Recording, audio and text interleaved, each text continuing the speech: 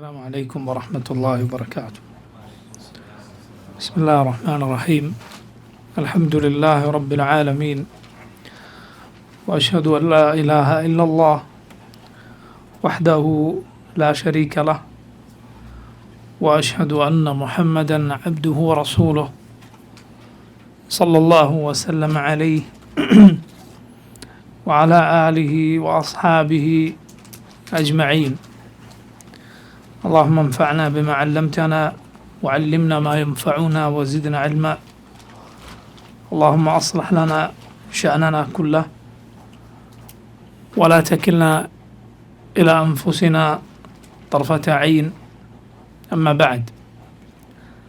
സഹോദരങ്ങളെ, ഷെയ്ഖുൽ ഇസ്ലാം ഇബ്നു തൈമിയ്യ റഹിമഹുല്ലാഹ് അദ്ദേഹത്തിൻ്റെ അൽ-അഖീദത്തുൽ വാസിത്തിയ്യയിൽ ഇനി നമുക്ക് വായിക്കാനുള്ള ഭാഗം ഇതാണ്.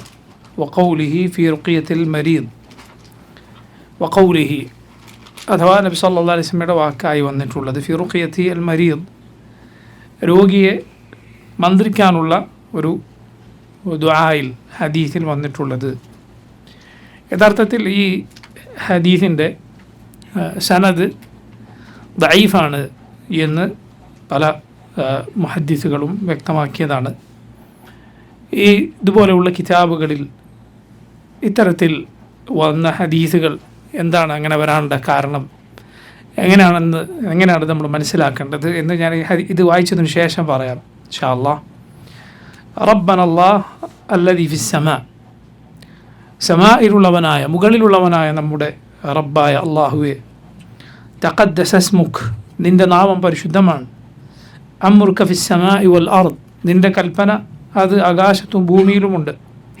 കമാ റഹ്മതുക ഫിസ്സമാ, ആകാശത്ത് നിൻ്റെ റഹ്മത്തുള്ളതുപോലെ ഇജഅൽ റഹ്മതക ഫിൽ അർദ്, നിൻ്റെ റഹ്മത്ത് ഭൂമിയിലും നീ ഏർപ്പെടുത്തണമേ.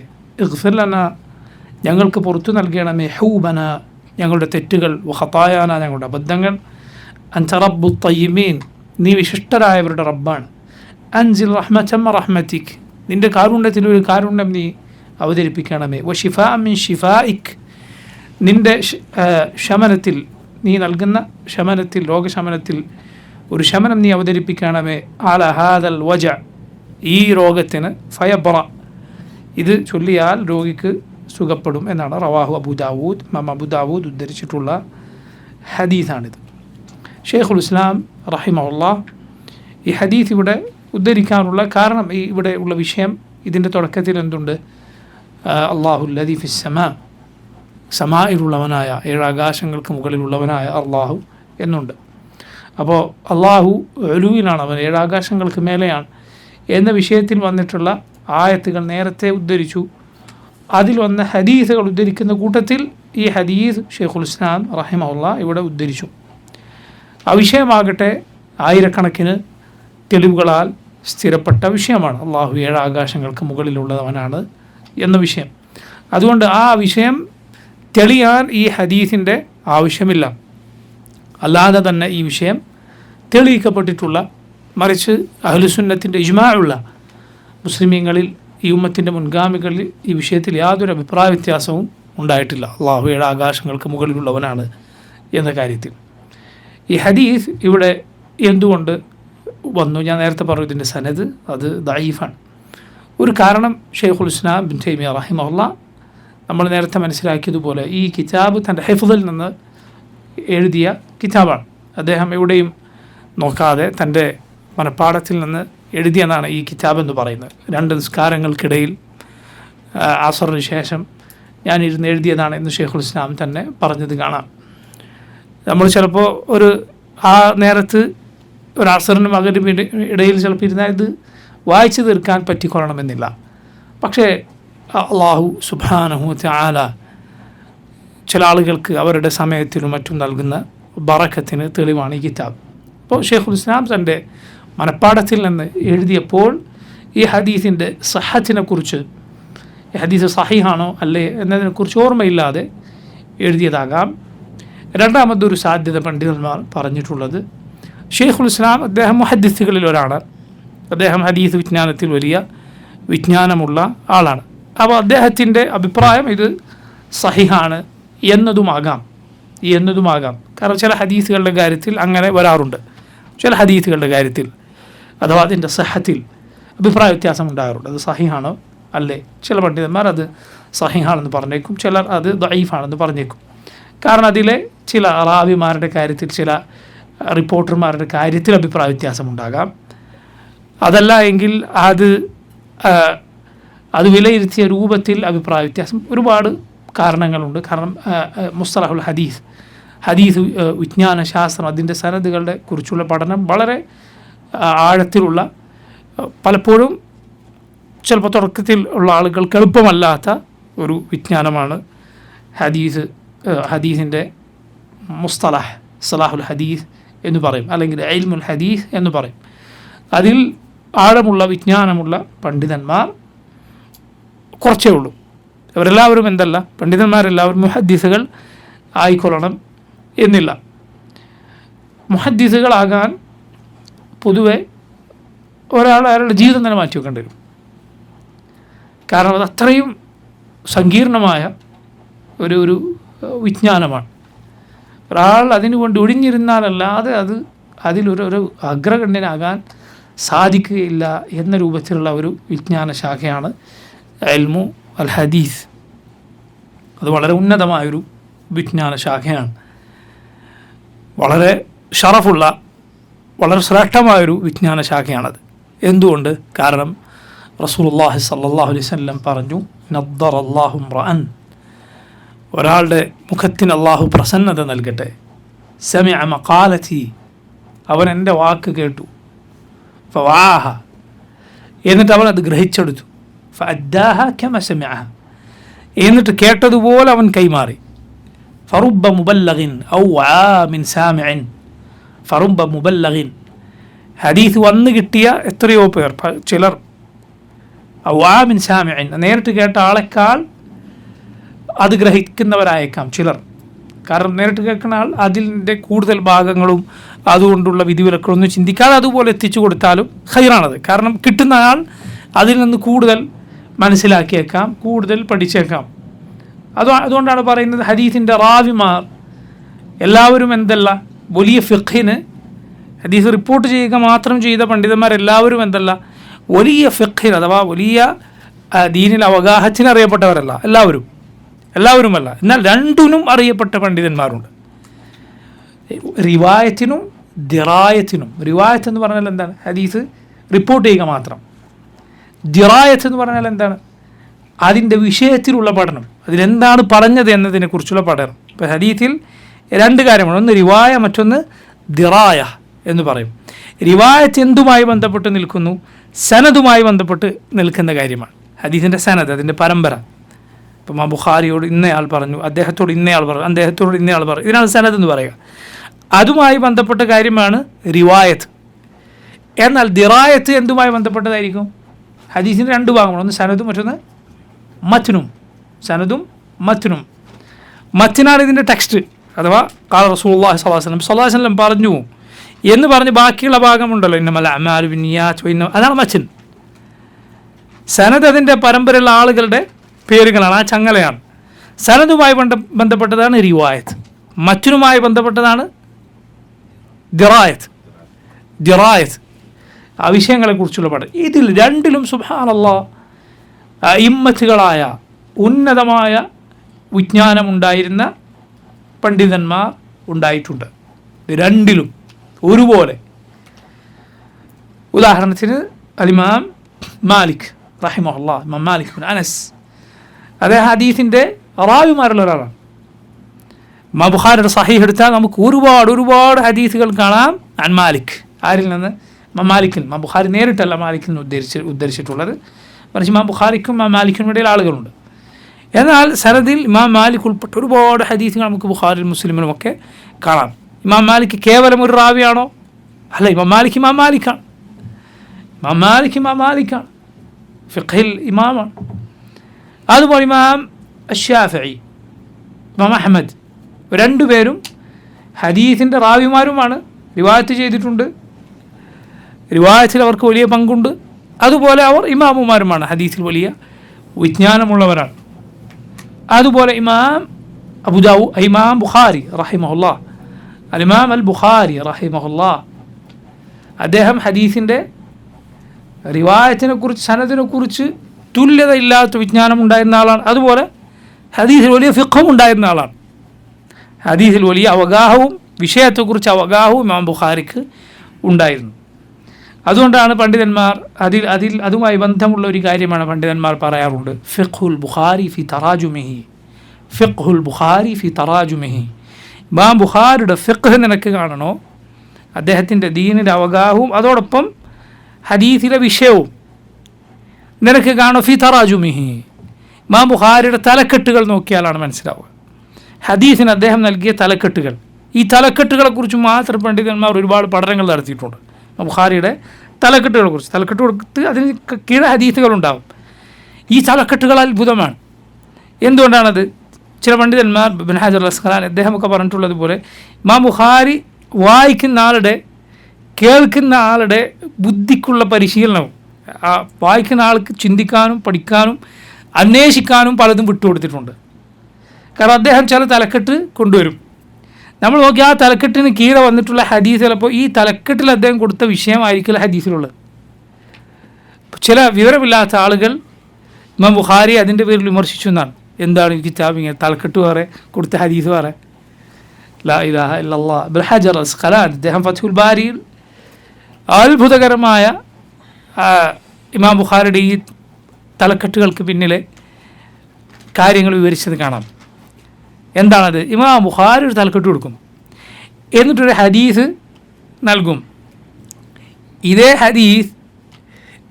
ഹദീസ് അതിൻ്റെ സനദ് നമ്മളെടുത്ത് പരിശോധിച്ച് നോക്കിയാൽ, സനദ് നമുക്ക് പരിശോധിച്ച് നോക്കിയാൽ ആ സനദിൽ ചെറിയ വ്യത്യാസങ്ങളോടെ, ഇപ്പോൾ ഒരാൾ മാറുമ്പോൾ, ഇപ്പോൾ ആ ഹദീസിൻ്റെ കണ്ണികളിൽ ഒരാൾ മാറുമ്പോൾ ചിലപ്പോൾ ആ ഹദീസിൻ്റെ പദപ്രയോഗത്തിൽ ചിലപ്പോൾ ചെറിയ വ്യത്യാസം ഉണ്ടാവും.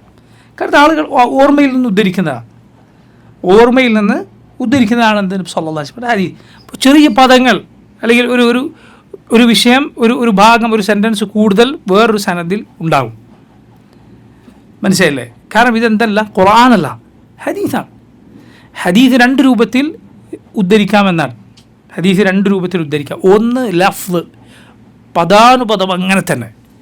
മറ്റൊന്ന് മഅന, അതായത് അതിൻ്റെ ആശയം ഉദ്ധരിക്കുക. ചെറിയ പദത്തിൽ, വാക്കുകളിൽ ഒക്കെ ചെറിയ വ്യത്യാസം അങ്ങോട്ടും ഇങ്ങോട്ടും ഉണ്ടാവും. ഈ രണ്ട് രൂപത്തിലും എന്ത് ചെയ്യാം?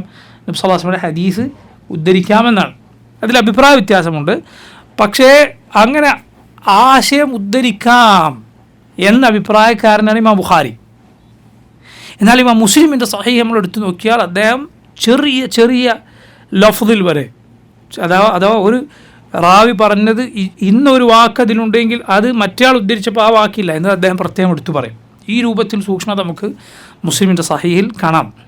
പറഞ്ഞു വന്നത്, ഇങ്ങനെ വ്യത്യാസത്തോടെ വേറൊരു സനദിലുണ്ട് എങ്കിൽ ഇമാം ബുഖാരി തലക്കെട്ടായി കൊടുത്ത വിഷയം വേറൊരു സനദിലായിരിക്കും ഉണ്ടാവുക.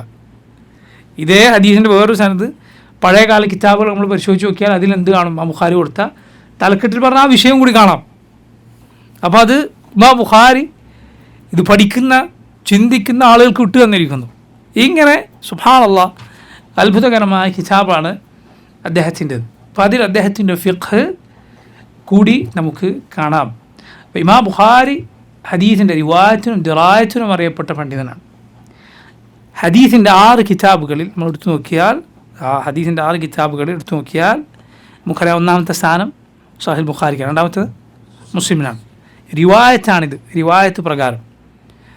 അതേസമയം ഷെയ്ഖുൽ ഇസ്ലാം ഇബ്നു തൈമിയ്യ റഹിമഹുല്ലാഹ് അദ്ദേഹത്തെ പോലുള്ള പണ്ഡിതന്മാരൊക്കെ പറഞ്ഞത് കാണാം, ഷെയ്ഖുൽ ഇസ്ലാം വ്യക്തമാക്കിയത് കാണാം, ഹദീസിൻ്റെ ഫിഖിൻ്റെ കാര്യത്തിൽ, ഹദീസിലുള്ള വിഷയത്തിൽ ഉള്ള അവഗാഹത്തിൻ്റെ കാര്യത്തിൽ ഇമാം ബുഖാരി കഴിഞ്ഞാൽ തൊട്ടടുത്ത് നിൽക്കുന്നത് ഇമാം അബൂ ദാവൂദാണ് എന്ന് ഷെയ്ഖുൽ ഇസ്ലാം ഇബ്നു തൈമിയ്യ റഹിമഹുല്ലാഹ് അദ്ദേഹം പറഞ്ഞത് കാണാം. ഞാൻ ഈ കിതാബിൻ്റെ സഹത്തിനെ കുറിച്ചല്ല പറയുന്നത്, മറിച്ച് ഹദീസിലുള്ള വിഷയങ്ങളെക്കുറിച്ചുള്ള ഫിഖ്, അത് വേറൊരു കാര്യമാണ്. അതിൽ ഇമാം ബുഖാരിക്ക് തൊട്ട് പിന്നിൽ നിൽക്കുന്നത് ഇമാം അബൂ ദാവൂദാണ് എന്ന് ഷെയ്ഖുൽ ഇസ്ലാം ഇബ്നു തൈമിയ്യ റഹിമഹുല്ലാഹ് അദ്ദേഹത്തെ പോലെയുള്ളവർ ഷെയ്ഖുൽ ഇസ്ലാം പറഞ്ഞത് കാണാം. അപ്പോൾ നോക്കൂ, ഇങ്ങനെ രണ്ട് രൂപത്തിൽ ഹദീസിൽ ഫിഖും അതുപോലെ ഹദീസിൽ സനദിൽ അവഗാഹവുമുള്ള ആളുകളുണ്ടാകും. അപ്പോൾ ഹദീസ് വിജ്ഞാനം എന്ന് പറയുന്നത് അത് ഉന്നതമായ വിജ്ഞാനങ്ങളിൽ ഒന്നാണ്. ഹദീസ് മുഹദ്ദിസുകൾക്കും ഹദീസ് പഠിക്കുന്നവർക്കും ഉള്ള വലിയ ശ്രേഷ്ഠതകളിലൊന്നാണ് അവർ റസൂലുള്ളാഹി സ്വല്ലല്ലാഹു അലൈഹി വസല്ലമയുടെ പേരും നബിയുടെ പേരിലുള്ള സലാത്തും ആവർത്തിക്കുമെന്ന്. അതവരുടെ വലിയ ശ്രേഷ്ഠതകളിലൊന്നാണ്. കാരണം ഓരോ ഹദീസ് എഴുതുമ്പോഴും അവരാരുടെ പേര് പറയും? അല്ലാഹുവിൻ്റെ റസൂൽ സ്വല്ലല്ലാഹു അലൈഹി വസല്ലമയുടെ പേര് പറഞ്ഞുകൊണ്ടിരിക്കും. നബിയുടെ പേര് പറയുമ്പോഴൊക്കെ എന്ത് പറയും? സലാത്ത് പറഞ്ഞുകൊണ്ടിരിക്കും. എഴുതുമ്പോൾ സലാത്ത് എഴുതിക്കൊണ്ടിരിക്കും. കാരണം നബിയുടെ പേര് പറയപ്പെട്ട് സലാത്ത് പറയാതിരിക്കുക എന്നത് മോശമായ കാര്യമാണ്. സാധിക്കുമ്പോഴെല്ലാം സലാത്ത് പറഞ്ഞുകൊണ്ടിരിക്കണം. നബി സല്ലല്ലാഹു അലൈഹി വസല്ലം പറഞ്ഞു, അൽ ബഖീലു മൻ ദുകിർതു ഇൻദഹു വലം യുസല്ലി അലൈഹി. അൽ ബഖീലു, പിഷ്കനാരാണ്? മൻ ദുകിർതു ഇൻദഹു, അവൻ്റെ അരികിൽ ഞാൻ സ്മരിക്കപ്പെട്ടു, അഥവാ എൻ്റെ പേര് പറയപ്പെട്ടു, അല്ലെങ്കിൽ എൻ്റെ പേര് വായിച്ചു, അല്ലെങ്കിൽ നബിയെക്കുറിച്ച് ഓർത്തു, വലം യുസല്ലി അലൈഹി, എന്നിട്ട് എൻ്റെ പേരിൽ അവൻ സലാത്ത് പറഞ്ഞില്ല എന്നാണ്. അതുകൊണ്ട് പണ്ഡിതന്മാർ മുഹമ്മദ് സല്ലല്ലാഹു അലൈഹി വസല്ലമയുടെ പേര് പറയുമ്പോഴും എഴുതുമ്പോഴും സലാത്ത് പറയാനും സലാത്ത് എഴുതാനും ശ്രദ്ധിച്ചിരുന്നു എന്നാണ്. പേരെഴുതുമ്പോൾ എന്ത് ചെയ്യും? സല്ലല്ലാഹു അലൈഹി വസല്ലം എന്ന് എഴുതും. അവർ മുൻഗാമികളായ പണ്ഡിതന്മാർ, മഹാന്മാരായ പണ്ഡിതന്മാരുടെ രീതി എന്നത് സലാത്ത് മുഴുവനായി എഴുതുക എന്നതാണ്. സല്ലല്ലാഹു അലൈഹി വസല്ലം എന്ന് എഴുതണം, അല്ലെങ്കിൽ അലൈഹി സ്വലാത്തു വസ്സലാം എന്നെഴുതണം. അല്ലാതെ സാദെന്നോ അല്ലെങ്കിൽ സാദ് ലാം ഐൻ മീം സലാം എന്നോ എഴുതലല്ല, മറിച്ച് എന്താണ്? മുഴുവനായി എഴുതണം സല്ലല്ലാഹു അലൈഹി വസല്ലം. എത്രത്തോളം അവരിൽ പലരും നബിയുടെ പേര് എഴുതി എന്നിട്ട് സലാത്ത് എഴുതാൻ അവർക്ക് നേരമില്ല എങ്കിൽ സ്ഥലം ഒഴിച്ചു വിടുമായിരുന്നു. എന്തിനു വേണ്ടി? സമയം കിട്ടുമ്പോൾ സല്ലല്ലാഹു അലൈഹി വസല്ലം എന്ന് എഴുതാൻ വേണ്ടി.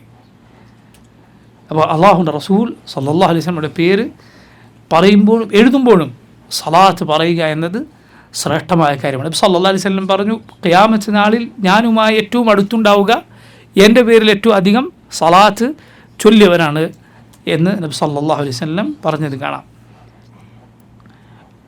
ഉബൈ ബിൻ കഅബ് റളിയല്ലാഹു അൻഹു നബിയോട് ചോദിക്കുകയുണ്ടായി, നബിയെ, ഞാൻ എൻ്റെ ഉബൈബിന് ദുആ ചെയ്യുന്നൊരു പ്രത്യേക സമയമുണ്ടായിരുന്നു, അതിൽ പകുതിയും അങ്ങയുടെ പേരിലുള്ള സലാത്താക്കിയാലോ? അങ്ങനെ പകുതിയും കാൽഭാഗവും പകുതിയും പറഞ്ഞു. ഒടുവിൽ അദ്ദേഹം പറഞ്ഞു, മുഴുവനും നബി അങ്ങക്ക് വേണ്ടിയുള്ള സലാത്താക്കിയാലോ? റസൂലുള്ളാഹി സ്വല്ലല്ലാഹു അലൈഹി വസല്ലം പറഞ്ഞു, എങ്കിൽ നിൻ്റെ പ്രയാസങ്ങൾ നീക്കപ്പെടും, നിൻ്റെ ആവശ്യങ്ങൾ നിറവേറപ്പെടും എന്നാണ്. അത്രയും സലാത്ത് വർദ്ധിപ്പിക്കുക എന്നത് ശ്രേഷ്ഠമാണ്. അല്ലാഹുമ്മ സല്ലി വസല്ലിം അലാ നബിയിക മുഹമ്മദ് വഅലാ ആലിഹി വസഹ്ബിഹി അജ്മഈൻ. സലാത്തും സലാമും ഉൾക്കൊള്ളുന്ന ഒരു വാക്കാണ് അല്ലാഹുമ്മ സല്ലി വസല്ലിം അലാ നബിയിക മുഹമ്മദ്. എന്നാൽ ഏറ്റവും പൂർണ്ണമായ രൂപം എന്താണ്? ഇബ്രാഹിമിയ സലാത്താണ്. ഇബ്രാഹിമിയ അല്ലാഹുമ്മ സല്ലി അലാ മുഹമ്മദ് വഅലാ ആലി മുഹമ്മദ് എന്ന് തുടങ്ങുന്ന റിവായത്ത് അത് വ്യത്യസ്തങ്ങളായ പദപ്രയോഗങ്ങളിലൂടെ വന്നിട്ടുണ്ട്. ഇതാണ് ശരിയായ സലാത്ത്. എന്നാൽ സലാത്തിൻ്റെ പുതിയ രൂപങ്ങളുണ്ടാക്കിയും അതിന് ഇല്ലാത്ത പ്രത്യേകതകൾ പറയുകയും ചെയ്യുക എന്നത് ബിദ്അത്തായ കാര്യമാണ്. ഉദാഹരണത്തിന് സലാത്ത് നാരിയത്ത് സലാത്ത്, താജു സലാത്ത്, കൻസു സലാത്ത്, പ്രത്യേകം പുതിയ രൂപങ്ങൾ അതിനുണ്ടാക്കുക, എന്നിട്ട് അതിന് സമയം നിശ്ചയിക്കുക, പ്രത്യേക എണ്ണം പറയുക ഒരിക്കലും പാടില്ല. മറിച്ച് നബി സല്ലല്ലാഹു അലൈഹി വസല്ലമയുടെ പേരിൽ സലാത്തും സലാം അതിൻ്റെ ഏറ്റവും പൂർണ്ണവും ശരിയുമായ രൂപം അത് ഇബ്രാഹിമിയ സലാത്താണ്. ഞാൻ പറഞ്ഞു വന്നത് മുഹദ്ദിസുകളുടെ വലിയ ശ്രേഷ്ഠതയാണെന്ത്? അവർ നബിയുടെ പേരുള്ള സലാത്ത് ആവർത്തിച്ചു കൊണ്ടിരിക്കും എന്നത്. അപ്പോൾ ഷെയ്ഖുൽ ഇസ്ലാം റഹിമഹുല്ലാഹ് ഇവിടെ ഈ ഹദീസ് കൊണ്ടുവരാനുള്ള രണ്ട് കാരണമാണ് ഞാൻ പറഞ്ഞിട്ടുള്ളത്.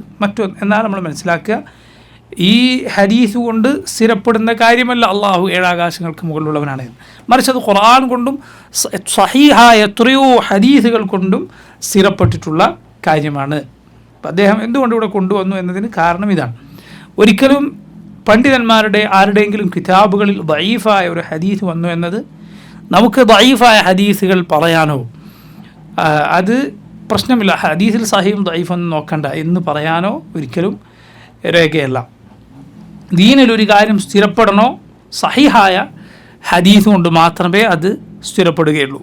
സഹീഹായ ഹദീസ് കൊണ്ട് മാത്രമേ അത് സ്ഥിരപ്പെടുകയുള്ളൂ. ഉദാഹരണത്തിന് എന്നാൽ ചരിത്രമോ അതുപോലെ ഇസ്ലാമിക യുദ്ധത്തിൻ്റെയും നബിയുടെ പോരാട്ടങ്ങളുടെയും മറ്റും കഥകളോ ഇങ്ങനെയുള്ള കാര്യം അതിൻ്റെ ഒരു കോർവ മനസ്സിലാക്കാൻ, അഥവാ അത് ഇന്നതിന് ശേഷം ഇന്ന കാര്യം നടന്നു, ഇന്നതിന് ശേഷം ഇന്ന കാര്യം നടന്നു, ഇങ്ങനെ അതിൻ്റെ ഒരു വഴിക്ക് വഴി മനസ്സിലാക്കാൻ പണ്ഡിതന്മാർ സനദിൽ ചില ഇളവുകൾ നൽകിയിട്ടുണ്ട്. ഇപ്പം ഇമാം അഹ്മദ് റഹിമഹുല്ലാ അദ്ദേഹത്തെ പോലെയുള്ളവരിൽ നിന്ന് റിവായത്ത് വന്നിട്ടുള്ള കാര്യമാണ് സീറയിൽ, മഗാസിയിൽ, അതുപോലെ തഫ്സീറിൽ സനദിൽ പണ്ഡിതന്മാർ ചില ഇളവുകൾ നൽകിയിട്ടുണ്ട് എന്നത്. അതെന്തിനു വേണ്ടിയാണ്? ആ തർത്തീബും കോർവയും മനസ്സിലാക്കാൻ വേണ്ടി മാത്രമാണ്.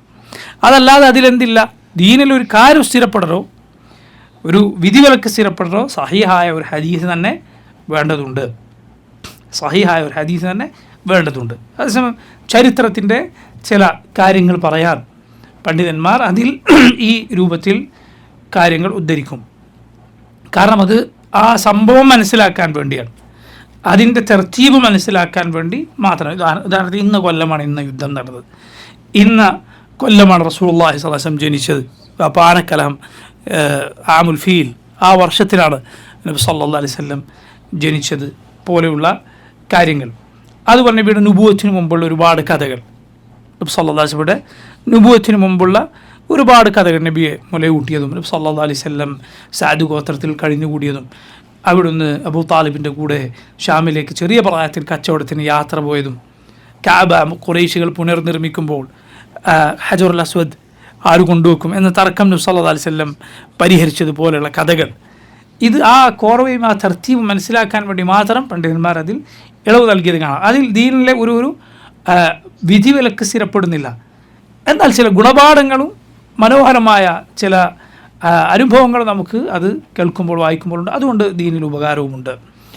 എന്നാൽ നോക്കൂ, ഇതിൻ്റെ ഒന്ന് അടിസ്ഥാനത്തിൽ ഏത് ഹദീസും സഹീഹും ദഈഫും നോക്കാതെ ഉദ്ധരിക്കാമെന്ന് പറയാൻ പാടില്ല. മറിച്ച് നമ്മൾ നബിയിൽ നിന്ന് സഹീഹേ സ്വീകരിക്കാവൂ, സഹീഹായി നബിയിലേക്ക് ചേർത്തപ്പെട്ടതേ സ്വീകരിക്കാവൂ. കാരണം അല്ലാഹുവിൻ്റെ റസൂൽ സ്വല്ലല്ലാഹു അലൈഹി വസല്ലം പറഞ്ഞു, മൻ കദബ അലയ്യ മുതഅമ്മിദൻ ഫലിയതബവ്വ മഖഅദഹു മിനന്നാർ. ആരെങ്കിലും എൻ്റെ പേരിൽ കരുതിക്കൂട്ടി കളവ് പറഞ്ഞാൽ അവൻ നരകത്തിൽ തൻ്റെ ഇരിപ്പിടം ഉറപ്പിച്ചു കൊള്ളട്ടെ. ഈ ഹദീസിൻ്റെ പ്രത്യേകത എന്താണെന്ന് പറയുമ്പോൾ നിങ്ങൾക്ക്, ഈ ഹദീസ് മുതവാത്തിറായ ഹദീസാണ്, ലഫ്ളൻ വ മഅനൻ. മുതവാത്തിർ എന്ന് പറഞ്ഞാൽ എന്താണ്? ഒരുപാട് പരമ്പരകളിലൂടെ വന്നത്, ഒരുപാട് സഹാബിമാർ ഉദ്ധരിച്ചു, അവരിൽ നിന്ന് ഒരുപാട് താബിഈങ്ങൾ, അവരിൽ നിന്ന് ഒരുപാട് താബിഈങ്ങൾ. മുതവാത്തിർ എന്ന് ഹദീസ് എന്ന് പറയും. മുതവാത്തിർ രണ്ട് രൂപത്തിലുണ്ട്. എന്താണ് രണ്ട് രൂപത്തിൽ? ഒന്ന്, ഹദീസിൻ്റെ ആശയമായിരിക്കും മുതവാത്തിറായി വന്നത്, അതിൽ പറഞ്ഞ വിഷയമാണെന്നത്. എന്നാൽ പദങ്ങളിൽ വ്യത്യാസം ഉണ്ടാവും. ഇപ്പോൾ ഉദാഹരണത്തിന് ദജ്ജാൽ പുറപ്പെട്ടു വരിക, അതുപോലെ അന്ത്യനാളിൽ ഈസാ അലൈഹിസ്സലാം വരിക, അന്ത്യനാൾ അടുപ്പിച്ചു, പരലോകത്ത് മീസാൻ, തുലാസും, അതുപോലെ സറാത്ത് പോലെ, ഇതൊക്കെ മുതവാത്തിറായ ഹദീസിൽ വന്നതാണ്. പക്ഷേ എല്ലാ ഹദീസിൻ്റെയും പദങ്ങളൊന്നുമില്ല, അതിലൊക്കെ വന്ന വാക്കുകൾ ഒക്കെ ഒരുപോലെ ആണെന്നില്ല, കാര്യം വന്നിട്ടുണ്ട്. അങ്ങനെ ഒരു മുതവാത്തിറുണ്ട്, അതാണ് ഭൂരിഭാഗവും. രണ്ടാമത്തെ മുതവാത്തിറോ, ഇത് വളരെ അപൂർവമാണ്. അതായത് പദങ്ങൾ, ഓരോ അക്ഷരവും ഒരുപോലെ, ഒരുപാട് സഹാബിമാർ, ഒരുപാട് താബിഈങ്ങൾ, ഒരുപാട് താബിഈങ്ങൾ അവരിൽ നിന്ന് ഇങ്ങനെ ഉദ്ധരിക്കപ്പെട്ട് വളരെ അപൂർവമാണിത്. അങ്ങനെ വന്നിട്ടുള്ള ഹദീസാണിത്. മൻ കദബ അലയ്യ മുതഅമ്മിദൻ ഫലിയതബവ്വ മഖഅദഹു മിനന്നാർ. ഒരേ വാക്കിൽ ഒരുപാട് സഹാബിമാർ ഉദ്ധരിച്ച ഹദീസാണിത്. എത്രയോ സഹാബിമാർ. ആരെങ്കിലും എൻ്റെ പേരിൽ കരുതി കൂട്ടി കളവ് പറഞ്ഞാൽ നരകത്തിൽ അവൻ്റെ ഇരിപ്പിടം ഉറപ്പിച്ചു കൊള്ളട്ടെ. ചില റിവായത്തുകൾ കാണാം, എൻ്റെ പേരിലുള്ള കളവ് മറ്റാരുടെ പേരിലുള്ള കളവ് പോലെയുമല്ല, എൻ്റെ പേരിലുള്ള കളവ് ആരുടെ പേരിലുള്ള കളവ് പോലെയുമല്ല. ഇമാം മുസ്ലിം അദ്ദേഹത്തിൻ്റെ സഹീഹിൻ്റെ മുഖദ്ദിമയിൽ, അതിൻ്റെ ആമുഖത്തിൽ ഒരുപാട് സഹാബിമാരിൽ നിന്ന് ഈ ഹദീസ് ഉദ്ധരിച്ചത് കാണാം, പല സഹാബിമാരിൽ. കാരണം എന്താ? നബിയുടെ പേരിൽ കളവ് പറഞ്ഞാൽ അള്ളാഹുവിൻ്റെ പേരിലുള്ള കളവാണ്, അള്ളാഹുവിൻ്റെ പേരിലുള്ള കളവാണത്. റബ്ബ് പറഞ്ഞതാണ് നബി സല്ലല്ലാഹു അലൈഹി വസല്ലം നമുക്ക് എത്തിച്ചു തരിക. ദീനാണ് നീ നബി പറഞ്ഞു എന്ന് പറയുമ്പോൾ അതിലൂടെ സ്ഥാപിക്കപ്പെടുന്നത്. അതുകൊണ്ട് നബിയുടെ പേരിൽ കളവ് പറയുക എന്നത് മറ്റാരുടെയെങ്കിലും പേരിൽ കളവ് പറയുന്നത് പോലെയല്ല. അതുകൊണ്ട് തന്നെ നബി സല്ലല്ലാഹു അലൈഹി വസല്ലമയുടെ പേരിൽ കളവ് പറഞ്ഞാൽ അവൻ ഇസ്ലാമിൽ നിന്ന് തന്നെ പുറത്തു പോകുന്ന, കരുതിക്കൂട്ടി പറഞ്ഞാൽ മുർത്തദ്ദായി പോകും എന്നുവരെ പണ്ഡിതന്മാർക്ക് അഭിപ്രായമുണ്ട്. ഷെയ്ഖുൽ ഇസ്ലാം ഇബ്നു തൈമിയ്യ റഹിമഹുല്ലാഹ് കൂടുതൽ അദ്ദേഹം ഏതാണ്ട് ശരിവെച്ചത്, അദ്ദേഹത്തിൻ്റെ ഒരു ചായ്വ് ഈ അഭിപ്രായത്തോടാണ് എന്നാണ്. അതായത് കരുതിക്കൂട്ടി പറഞ്ഞ ഇസ്ലാം എന്ന് വരെ പുറത്തായി പോകുമെന്ന്. ഇത്രയും ഗൗരവമുള്ള കാര്യമാണ്. ഇതുകൊണ്ടാണ് സഹാബത്ത് പലരും നബി സല്ലല്ലാഹു അലൈഹി വസല്ലം പറഞ്ഞു എന്ന് പറഞ്ഞ ഹദീസുകൾ പറയാൻ വളരെ സൂക്ഷിച്ചിരുന്നു. ചെറിയ സംശയം ഉണ്ടെങ്കിൽ അവരെന്ത് ചെയ്യും? നബി പറഞ്ഞു എന്ന് പറയില്ല, കാര്യം പറഞ്ഞു കൊടുക്കും. അപ്പോൾ കാര്യം പറഞ്ഞു കൊടുക്കലുമായി നബിയുടെ പേരിൽ അത് ചേർത്തിയുമില്ല. അതിനുവേണ്ടി പല സഹാബിമാരും സുബ്ഹാനല്ലാഹ് ഹദീസുകൾ കുറവാകാൻ, അവരുടെ റിവായത്ത് കുറവാകാൻ വരെ കാരണം ഇതാണ് എന്നാണ്. നല്ല ഓർമ്മശക്തിയും കൃത്യതയുമുള്ള സഹാബിമാരാണ് ഹദീസുകൾ റിവായത്ത് ചെയ്യാറുള്ളത്. ചില സഹാബിമാർ പ്രായമായപ്പോൾ, പിൽക്കാലത്ത് താബിഈങ്ങൾ പ്രായമേറിയൊരു സഹാബിയെ കണ്ടാൽ എന്ത് ചെയ്യും? കാര്യങ്ങളിങ്ങനെ ചോദിച്ചുകൊണ്ടേയിരിക്കുമല്ലോ, നബിയുടെ കൂടെ എന്താണ് സംഭവിച്ചത്, എന്താ. ഇപ്പോൾ പ്രായം ചെന്നപ്പോൾ ഒരു സഹാബി അദ്ദേഹം പറയുകയുണ്ടായി, ഞാൻ നബിയുടെ പേരിൽ നബി സല്ലല്ലാഹു അലൈഹി വസല്ലം പറഞ്ഞത് എനിക്ക് ഓർമ്മയുള്ളത് നിങ്ങൾക്ക് പറഞ്ഞു തരും, ഓർമ്മയില്ലാത്തതിൻ്റെ പേര് നിങ്ങളെങ്ങനെ ബുദ്ധിമുട്ടിക്കരുത്. എന്തുകൊണ്ടാണ് ഇങ്ങനെ പറയുന്നത്? പേടിച്ചിട്ടാണ്. നബി സല്ലല്ലാഹു അലൈഹി വസല്ലമയുടെ പേരിൽ കളവ് വന്നേക്കുമോ എന്ന് പേടിച്ചിട്ടാണ്. ഇത്രയും സഹാബികൾ സൂക്ഷ്മത പാലിച്ചിട്ടുണ്ട്, മുൻഗാമികൾ സൂക്ഷ്മത പാലിച്ചിട്ടുണ്ട്. അതുകൊണ്ടാണ് അവർ ഹദീസിൻ്റെ റാവിമാരെ കുറിച്ച് ഇത്ര കഷ്ടപ്പെട്ട് അവരുടെ ജീവിതം മാറ്റിവെച്ചു എന്ന് ഞാൻ നേരത്തെ പറഞ്ഞില്ലേ. ഒരാൾക്ക് മുഹദ്ദിസാണെങ്കിൽ ജീവിതം മാറ്റി വെക്കണം എന്ന്. എന്തിനാണിത്? ഖാല റസൂലുള്ളാഹ് എന്ന് കേൾക്കുന്ന എന്ന് വന്നിട്ടുള്ള എല്ലാ ഹദീസും സ്വീകരിക്കാമെങ്കിൽ പിന്നെ എന്തിനാണ് അവർ ഈ കഷ്ടപ്പെട്ടത്? അല്ല, റസൂലുള്ളാഹി സ്വല്ലല്ലാഹു അലൈഹി വസല്ലമയുടെ പേരിൽ പറയപ്പെട്ട നെല്ലും പതിരും വേർതിരിക്കണം, അതിനുവേണ്ടിയാണ് അവർ ഈ കഷ്ടപ്പെട്ടത്. യഹ്യ ഇബ്നു മഈൻ റഹിമഹുല്ലാഹ്, അദ്ദേഹം ഹദീസിൻ്റെ നിരൂപകന്മാരിൽ മുഹദ്ദിസുകളിൽ വളരെ കണിശക്കാരനായ ഇമാമായിരുന്നു. അദ്ദേഹത്തിൻ്റെ ഒരു നല്ല അഭിപ്രായം ഒരു റാവിക്ക് കിട്ടണമെങ്കിൽ വലിയ ബുദ്ധിമുട്ടാണ്.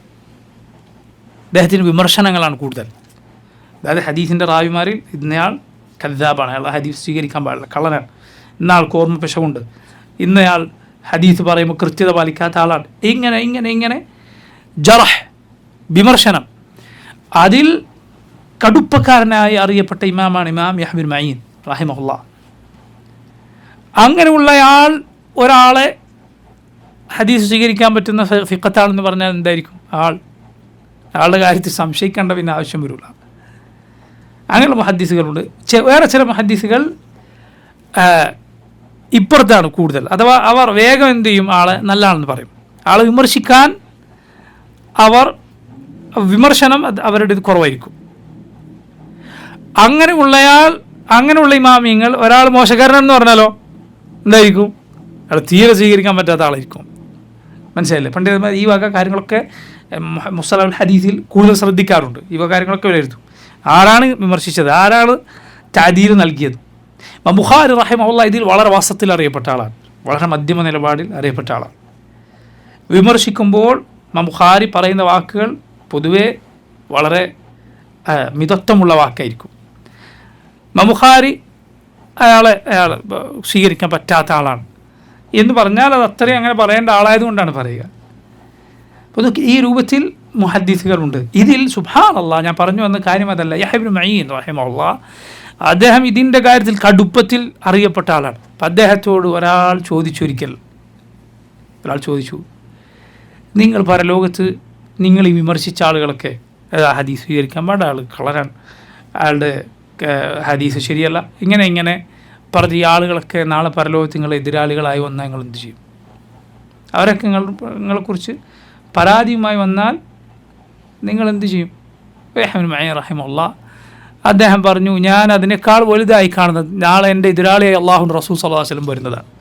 എന്നെക്കുറിച്ച് ഇന്നവൻ കള്ള ഹദീസ് പറഞ്ഞു, പക്ഷെ നീ ഒന്നും മിണ്ടിയില്ല, നിനക്കത് അറിഞ്ഞിട്ട് എന്ന് പറഞ്ഞ് എൻ്റെ എതിരാളിയായി അല്ലാഹുവിൻ്റെ റസൂൽ സ്വല്ലല്ലാഹു അലൈഹി വസല്ലം വരുന്നതാണ് ഞാൻ ഇതിനേക്കാളും പഠിക്കുന്നത്. ഈ ആളുകളൊന്നും വരുന്നല്ല. സുബ്ഹാനല്ലാഹ്, അതാണ് അവർക്ക് ദീനിനോടുള്ള കൂറ്. അതുകൊണ്ട് തന്നെ ചില മുഹദ്ദിസുകൾ അവരുടെ ഉപ്പയെക്കുറിച്ച്, ഉപ്പയും മുഹദ്ദിസാണ്, മകനും മുഹദ്ദിസാണ്, ഉപ്പയെക്കുറിച്ച് പറഞ്ഞു ഉപ്പ ഹദീസ് സ്വീകരിക്കാൻ പറ്റില്ല. എന്തുകൊണ്ട്? അതിൽ സൂക്ഷ്മത, ഹദീസ് റിവായത്ത് ചെയ്യുന്ന കാര്യത്തിൽ സൂക്ഷ്മതയില്ല. ഹദീസിൻ്റെ റിവായത്ത് കേവലം സത്യസന്ധതയും തഖ്വയും പോരാ, പിന്നെ എന്ത് വേണം? കൃത്യത വേണം, കൃത്യമായിരിക്കണം ഉദ്ധരിക്കുമ്പോൾ. സ്വന്തം ഉപ്പയെക്കുറിച്ച് ഇങ്ങനെ പറഞ്ഞിട്ട് കാരണം എന്താണ്? അവരെക്കാൾ ഉപ്പയേക്കാൾ വലുതാരാണ്? അല്ലാഹുവിൻ്റെ റസൂലാണ് സല്ലല്ലാഹു അലൈഹി വസല്ലം. നബിയുടെ പേരിലാണ് ഈ പറയുന്നത്. ഹദീസ് എന്ന് പറഞ്ഞാൽ സല്ലല്ലാഹുവിൻ്റെ പേര്. അപ്പോൾ ഇങ്ങനെയൊക്കെ ഈ ഇമാമിങ്ങൾ അവരുടെ ജീവിതം ഇതിനു വേണ്ടി മാറ്റിവെച്ചത് നിങ്ങൾക്ക് തോന്നിയതുപോലെ കണ്ട ഹദീസൊക്കെ കള്ള ഹദീസുകളൊക്കെ സ്വീകരിക്കാൻ എന്നിട്ട് അതിൻ്റെ പേരിൽ കിതാബ് നിറച്ച് ഫദായിൽ കിതാബ് ഉണ്ടാക്കിയിട്ട് ആൾക്കാർക്ക് ഓതി കൊടുക്കാനാ? അല്ല, അങ്ങനെ പാടില്ല. ചില ആളുകൾ പറയുക അങ്ങനെയാണ്, എന്ത് പറഞ്ഞാലും സഹീഹ് ഇത് ദഈഫ്, ഇത് ദഈഫ്, ഇത് ദഈഫ്, ഇങ്ങനെ ഹദീസുകളൊക്കെ തള്ളുക. ആർക്കാണ് നിങ്ങൾക്ക് ഇതിന് അധികാരം തന്നത്? ശരി, നമ്മൾ തിരിച്ചു ചോദിക്കട്ടെ, ഇതൊക്കെ നബി സല്ലല്ലാഹു അലൈഹി വസല്ലമയുടെ പേരിൽ ചേർത്ത് പറയാൻ ആരാണ് നിങ്ങൾക്ക് അധികാരം തന്നത്? റസൂലുള്ളാഹി സ്വല്ലല്ലാഹു അലൈഹി വസല്ലം പറഞ്ഞു, മൻ ഹദ്ദസ അന്നി ബിഹദീസിൻ യുറാ അന്നഹു കദിബുൻ ഫഹുവ അഹദുൽ കാദിബൈൻ. ആരെങ്കിലും എൻ്റെ പേരിൽ ഒരു ഹദീസ് പറഞ്ഞു, യുറാ അന്നഹു കദിബുൻ, അത് കളവാകാൻ സാധ്യതയുണ്ട്, ആ ഹദീസിൻ്റെ അർത്ഥം നമ്മൾ ഉറപ്പില്ല, ഫഹുവ അഹദുൽ കാദിബൈൻ, അവൻ 2 കള്ളന്മാരിൽ ഒരുവനാണ് എന്നാണ് നബി സല്ലല്ലാഹു അലൈഹി വസല്ലം പറഞ്ഞത്. അതുകൊണ്ട് നബിയുടെ പേരിൽ ഉറപ്പുള്ളത് റസൂലുള്ളാഹി സ്വല്ലല്ലാഹു അലൈഹി വസല്ലം പറഞ്ഞു എന്ന് പറഞ്ഞ് ഉദ്ധരിക്കാൻ പാടുള്ളൂ. പണ്ഡിതന്മാർക്കുള്ള അഭിപ്രായ വ്യത്യാസമുണ്ടോ? അതങ്ങനെ പറയണം. സത്യസന്ധതയും സൂക്ഷ്മതയും പാലിക്കണം. കാരണം ഇത് നബി സല്ലല്ലാഹു അലൈഹി വസല്ലമയുടെ പേരിലുള്ള കാര്യമാണ്. അതുകൊണ്ട് പണ്ഡിതന്മാരുടെ കിതാബുകളിൽ ദഈഫ് വന്നു എന്നത് നമുക്ക് ദഈഫാണെന്ന് മനസ്സിലായത് പറയാനുള്ള തെളിവല്ല. അവരുടെ കിതാബുകളിൽ ഇപ്പോൾ സഹീഹും ദഈഫും വന്നിട്ടുള്ള കിതാബ്, ഉദാഹരണത്തിന് മുസ്നദായ കിതാബുകൾ നമുക്കറിയാം. 6 ഹദീസിൻ്റെ കിതാബുകളിൽ തന്നെ സഹീഹ് ബുഖാരി മുസ്ലിം ഒഴിച്ചു ബാക്കി 4-ൽ എന്തുണ്ട്? സഹീഹുണ്ട്, ദഈഫുണ്ട്. ചില ആളുകൾ സാധാരണക്കാരെ തെറ്റിദ്ധരിപ്പിക്കാൻ ചോദിച്ചു, പിന്നെ ഇവരൊക്കെ ആ ദഈഫ് കൊണ്ടുവന്നത് എന്തിനാ എന്ന് ചോദിക്കും. കൂട്ടരെ ഉദ്ധരിച്ച അവർക്ക് എന്താ അഭിപ്രായമില്ല, ഈ ദഈഫ് നിങ്ങൾ സ്വീകരിക്കണം എന്നവർക്ക് അഭിപ്രായമില്ല. അവർ ഉദ്ധരിക്കാൻ പല കാരണങ്ങളുണ്ട്. ഒന്ന്, അവർ ആ ഹദീസുകൾ ഉദ്ധരിച്ചത് സനദോടെയാണ്. എന്നോട് ഇന്നയാൾ ഇന്നത് പറഞ്ഞു, അദ്ദേഹത്തോട് ഇന്നയാൾ പറഞ്ഞു സലാസം വരെ സനദോടെ ഒരു കാര്യം ഒരു ഹദീസ് ഒരാൾ ഉദ്ധരിച്ചാൽ പണ്ഡിതന്മാർക്കിടയിലുള്ള നിയമമാണ് മൻ അസ്നദ ഫഖദ് അഹാൽ വമൻ അഹാല ഫഖദ് ബരി. ആരെങ്കിലും സനദ് പറഞ്ഞാൽ അയാൾ തൻ്റെ ഉത്തരവാദിത്വം ഒഴിവായിരിക്കുന്നു. അയാൾക്ക് പിന്നെ എന്തില്ല, അതിൽ അയാൾ കുറ്റവാളിയല്ല. കാരണം സനദോടെ ഒരു ഹദീസ് ഒരാൾ പറഞ്ഞാൽ ഈ സനദിനെക്കുറിച്ച് പഠിച്ച ഒരാളെ സംബന്ധിച്ചിടത്തോളം ശ്രദ്ധിക്കുക, സനദോടെ ഒരു ഹദീസ് ഒരാൾ വായിച്ചു, സനദിനെക്കുറിച്ച് ഇൽമുൽ ഹദീസ് പഠിച്ച ഒരാളെ സംബന്ധിച്ചിടത്തോളം ആ ഹദീസിൻ്റെ അടിയിൽ ഇത് സഹീഹാണോ ദഈഫാണെന്ന് എഴുതി വെച്ചതുപോലെയാണ്. അല്ലേ, സഹീഹാണോ അല്ലെങ്കിൽ ദഈഫാണെന്ന് എഴുതി വെച്ച പോലെയാണത്. ഒരാൾക്ക് മനസ്സിലാകും ഇത് സഹീഹാണോ അല്ല ദഈഫാണോ എന്ന്. നമുക്കത് മനസ്സിലാകാത്തത് കൊണ്ട് പണ്ഡിതന്മാർ എന്ത് ചെയ്തു, ദഈഫ് ഉദ്ധരിച്ചത് എന്ന് പറയുന്നത് എന്ത് ന്യായമാണ്? പിന്നെയോ രണ്ടാമത്തെ കാര്യം, അവർ ചെയ്യുന്ന വലിയ ഖിദ്മത്ത് എന്താണത്? ഈ ഹദീസിൻ്റെ സനദ് ഇതാണ്, അഥവാ ഈ ദഈഫായ ഹദീസിൻ്റെ സനദ് ഇതാണ്. ഇനി നാളെ ഒരുത്തൻ ഇതിന് വേറെ ഡ്യൂപ്ലിക്കേറ്റ് സനദ് ഉണ്ടാക്കി കൊണ്ടുവന്നാൽ പിടിക്കപ്പെടും. കാരണം ഇതിൻ്റെ യഥാർത്ഥ സനദ് അവിടെയുണ്ട്, ആ കിതാബിലുണ്ട്. മനസ്സിലായില്ലേ? നാളെ വേറൊരു സനദ് ഒരാൾ സഹീഹായ ഒരു സനദ് ഉണ്ടെന്നു എന്നിട്ട് ഈ മറ്റിനെ അങ്ങ് ഫിറ്റ് ചെയ്തു, പിടിക്കപ്പെടും. എന്തുകൊണ്ട്? അതിൻ്റെ യഥാർത്ഥ സനദ് വന്നിട്ടുണ്ട്. കള്ള ഹദീസുകൾ അങ്ങനെ എത്ര പിടിക്കപ്പെടും, ഒരു സംശയമില്ല. ഞാൻ നേരത്തെ പറഞ്ഞതുപോലെ ഇമാം ഇബ്നുൽ മുബാറക് റഹിമഹുല്ലാഹ് അദ്ദേഹം പറഞ്ഞതുപോലെ ആരെങ്കിലും അത്താഴത്തിന് നേരത്തെ സഹൂറിൻ്റെ നേരത്തെ നബിയുടെ പേരിൽ കളവ് പറയാൻ തീരുമാനിച്ചാൽ സൂര്യൻ ഉദിക്കുമ്പോഴേക്ക് ജനങ്ങൾ അവനെ ഖദ്ദാബ് എന്ന് വിളിച്ചിരിക്കും. കാരണം നബിയുടെ ഹദീസ് അള്ളാഹു അങ്ങനെ സംരക്ഷിച്ചിരിക്കുന്നു. ഈ വഹി താഴേക്ക് ഇറങ്ങുമ്പോൾ നിങ്ങൾ കേട്ടിട്ടില്ലേ, അള്ളാഹു നക്ഷത്രങ്ങളെ തീജ്വാലകളെ അയച്ചുകൊണ്ട് വഹീനെ സംരക്ഷിച്ചത്. പിശാചുക്കൾ അതിലൊന്നും കലർത്തുകയില്ല. നബിക്ക് അള്ളാഹു എങ്ങനെ പറഞ്ഞു അതുപോലെ ഈ വഹി കിട്ടും.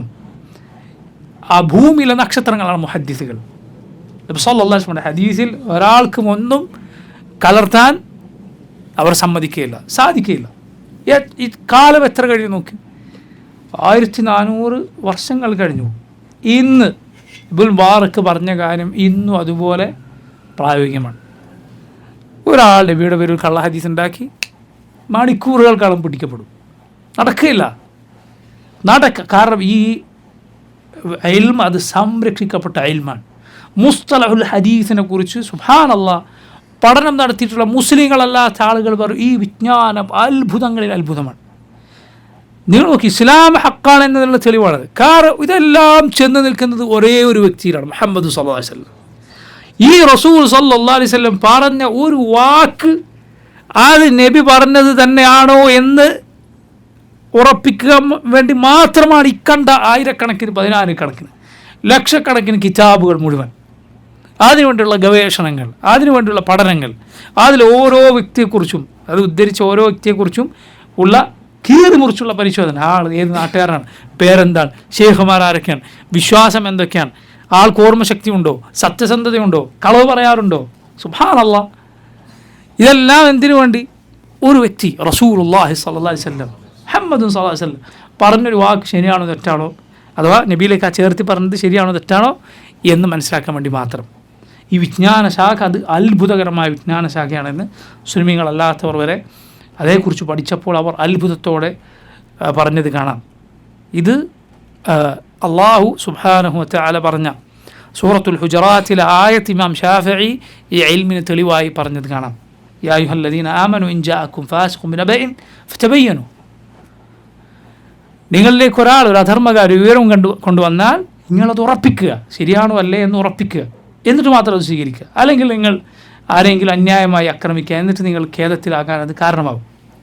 അതുപോലെ റബ്ബ് സുബ്ഹാനഹു വ തആല പറഞ്ഞത് കാണാം, നിങ്ങൾക്ക് വല്ല കിതാബും നിങ്ങളുടെ കയ്യിലുണ്ടോ, ഔ അസാറത്തി മിൻ ഇൽമിൻ, അല്ലെങ്കിൽ ഇൽമിൻ്റെ ഒരു അസാറത്തുണ്ടോ. അസാറത്ത് എന്നാൽ സനദോടെയുള്ള വിജ്ഞാനമാണ് എന്നാണ്. അതുപോലെ നോക്കൂ, ഈ ഉമ്മത്തിൻ്റെ പ്രത്യേകതയാണ് ഈ സനദ് എന്ന് പറയുന്നത്. യഹൂദികൾക്ക് മൂസ അലൈഹിസ്സലാം വരെ എത്തുന്ന സനദ് അവരുടെ കയ്യിലില്ല. ഇന്നാളോട് പറഞ്ഞു അദ്ദേഹം മൂസാ നബിയിൽ നിന്ന് കേട്ടു എന്ന് പറയുന്ന ഒരു സനദ് ഇല്ല, സറാനികൾക്കില്ല. ഈസാ അലൈഹിസ്സലാമിലേക്ക് ഇന്നാൾ അദ്ദേഹത്തിൽ നിന്ന് കേട്ടു, അദ്ദേഹത്തിന് ഇങ്ങനെ ഒരു സനദ് ഇല്ല. ഇത് ആരുടെ പ്രത്യേകതയാണ്? ഈ ഉമ്മത്തിൻ്റെ പ്രത്യേകത, മുഹമ്മദ് സല്ലല്ലാഹു അലൈഹി വസല്ലമയുടെ പ്രത്യേകതയാണ്. ഞാൻ മുമ്പ് പറഞ്ഞതുപോലെ നിങ്ങൾ സഹീഹുൽ ബുഖാരി എടുത്തു നോക്കിയാൽ നിങ്ങൾക്ക് അതിൽ കാണാം ലാ ഇലാഹ ഇല്ലല്ലാഹ്. ഇമാം ബുഖാരിക്കും റസൂലുള്ളാഹി സ്വല്ലല്ലാഹു അലൈഹി വസല്ലമക്കും ഇടയിൽ മൂന്ന് ആളുകൾ, അങ്ങനെയുള്ള ഹദീസുകൾ 3 ആളുകൾ മാത്രം. ഒന്ന് തബഉ താബിഈ ആയിരിക്കും, ഒന്ന് താബിഈ, സഹാബി. മമാലിക്കിൻ്റെ മുവത്ത എടുത്ത് നോക്കൂ, മമാലിക്കിനും അള്ളാഹുവിൻ്റെ റസൂൽ സല്ലല്ലാഹു അലൈഹി വസല്ലമയുടെ നബിക്കുമിടയിൽ 2 ആളുകൾ. മാലിക് നാഫിഅ അൻ ഇബ്നു ഉമർ. മമാലിക് നാഫിഅയിൽ നിന്ന്, നാഫിഅ താബിഈൻ, അദ്ദേഹം ഇബ്നു ഉമറിൽ നിന്ന്, ഇബ്നു ഉമർ അള്ളാഹുവിൻ്റെ റസൂൽ സല്ലല്ലാഹു അലൈഹി വസല്ലം. ലാ ഇലാഹ ഇല്ലല്ലാഹ്. നിങ്ങൾ നോക്കൂ, ഇത് ആ കാലത്ത് മാലിക്കിൻ്റെ കാലത്ത് ക്രോഡീകരിക്കപ്പെട്ട ഗ്രന്ഥം, പകർത്തിയെഴുതി ആധുനിക കാലത്ത് അത് അച്ചടിച്ച്, അതല്ലാത്ത ആധുനിക കാലത്തെ പല സൗകര്യങ്ങളിലും അത് പബ്ലിഷ് ചെയ്യപ്പെട്ടു. ബുഖാരിയുടെ സഹീഹ് അദ്ദേഹത്തിൽ നിന്ന് പകർത്തിയെഴുതിയ ഒരുപാട് ശിഷ്യന്മാർ, മനസ്സിലായില്ലേ? ആ സനദ് കൂടി നമ്മുടെ കൈകളിലുണ്ട്, ലഭ്യമാണ്. ഇന്ന് ഇപ്പോൾ ഒരു ബുഖാരിയുടെ ഒരു സഹീഹ് അത് പ്രിൻ്റ് ചെയ്യപ്പെട്ടാൽ തോന്നുന്നവർക്കൊക്കെ അത് പ്രിൻ്റ് ചെയ്യാൻ പറ്റുമോ? ഇല്ല.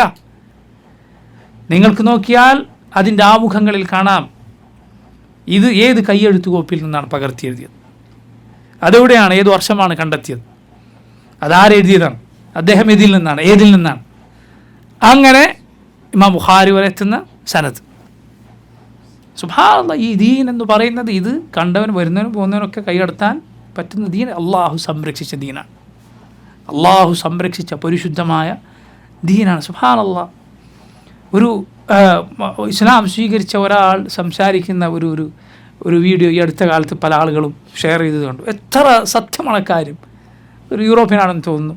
അദ്ദേഹം മസ്ജിദ് നബവിയിലൂടെ ഇങ്ങനെ നടന്നിട്ട് പറയാണ്, ഞാൻ ഈ ദീൻ സ്വീകരിക്കാനുള്ള കാരണം ഈ മസ്ജിദ് നബവിയിൽ നോക്കൂ നിങ്ങൾ, ഇവിടെ കുട്ടികളും പ്രായമുള്ളവരും ചെറുപ്പക്കാരൊക്കെ ഇരുന്ന് ഗൗരവത്തിൽ ദീൻ പഠിക്കുകയാണ്.